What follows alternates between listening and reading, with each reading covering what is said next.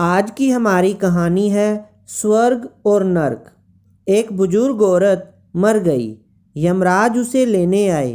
औरत ने यमराज से पूछा, आप मुझे स्वर्ग ले जाएंगे या नर्क? यमराज बोले, दोनों में से कहीं नहीं। तुमने इस जन्म में बहुत ही अच्छे कर्म किए हैं, इसलिए मैं तुम्हें सीधे प्रभु के धाम ले जा रहा हूँ। बुजुर्ग औरत खुश हो गई और बोली, धन्यवाद, पर मेरी आपसे एक विनती है।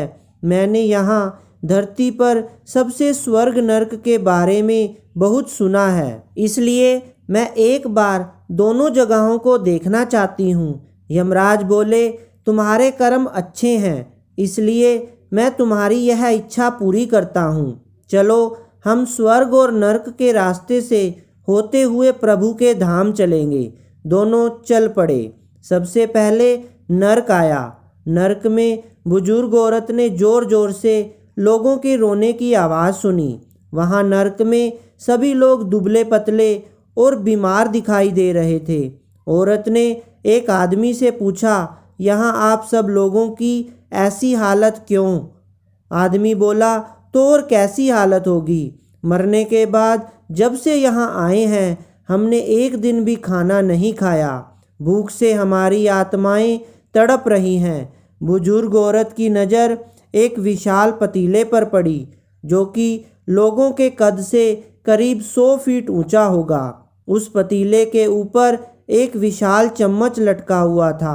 पतीले में से बहुत ही शानदार खुशबू आ रही थी। बुजुर्ग औरत ने उस आदमी से पूछा, इस पतीले में क्या है? आदमी मायूस होकर बोला, ये पतीला बहुत ही स्वादिष्ट खीर से हर समय भरा रहता है। बुजुर्ग औरत ने हैरानी से पूछा, इसमें खीर है तो आप लोग पेट भर के ये खीर खाते क्यों नहीं? भूख से क्यों तड़प रहे हैं? आदमी रो रो कर बोलने लगा, कैसे खाएं? ये पतीला 100 फीट ऊंचा है। हम में से कोई भी उस पतीले तक पहुंच नहीं पाता। यह सुन बुजुर्ग औरत को उन पर तरस आ गया। सोचने लगी, बेचारे खीर का पतीला होते हुए भी भूख से बेहाल हैं। शायद ईश्वर ने इन्हें यही दंड दिया होगा। अब यमराज बुजुर्ग औरत से बोले, चलो हमें देर हो रही है। दोनों चल पड़े। कुछ दूर चलने पर स्वर्ग आया। वहाँ पर बुजुर्ग औरत को सबके हंसने और खिलखिलाने की आवाज़ सुनाई दी। सब लोग बहुत खुश दिखाई दे रहे थे। उनको खुश देखकर बुजुर्ग औरत भी खुश हो गई। पर वहाँ स्वर्ग में भी बुजुर्ग औरत की नज़र वैसे ही 100 फीट ऊंचे पतीले पर पड़ी जैसा कि नर्क में था। उसके ऊपर भी वैसा ही चम्मच रखा हुआ था। बुजुर्ग औरत ने वहाँ लोगों से पूछा, इस पतीले में क्या है? स्वर्ग के लोग बोले, इसमें बहुत ही स्वादिष्ट खीर है। बुजुर्ग औरत हैरान हो गई और उनसे बोली, पर यह पतीला तो 100 फीट ऊंचा है। आप लोग तो इस तक पहुंच ही नहीं पाते होंगे। उस हिसाब से तो आप लोगों को खाना मिलता ही नहीं होगा। आप लोग भूख से बेहाल होंगे। पर मुझे तो आप सब बहुत खुश लग रहे हो, ऐसा कैसे?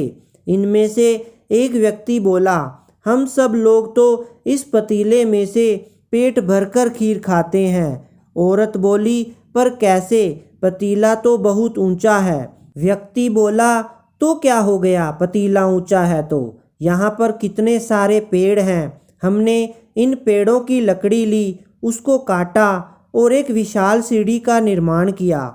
उस लकड़ी की सीढ़ी के सहारे हम पतीले तक पहुँचते हैं और सब मिलकर खीर का आनंद लेते हैं। बुजुर्ग औरत यमराज की तरफ देखने लगी। यमराज मुस्कुराए और बोले, ईश्वर ने स्वर्ग और नर्क मनुष्य के हाथ में सौंप रखा है। चाहे तो अपने लिए नर्क बना ले, चाहे तो अपने लिए स्वर्ग। ईश्वर ने सबको एक समान हालातों में डाला है। उसके लिए उसके सभी बच्चे समान हैं। वह किसी से भेदभाव नहीं करता।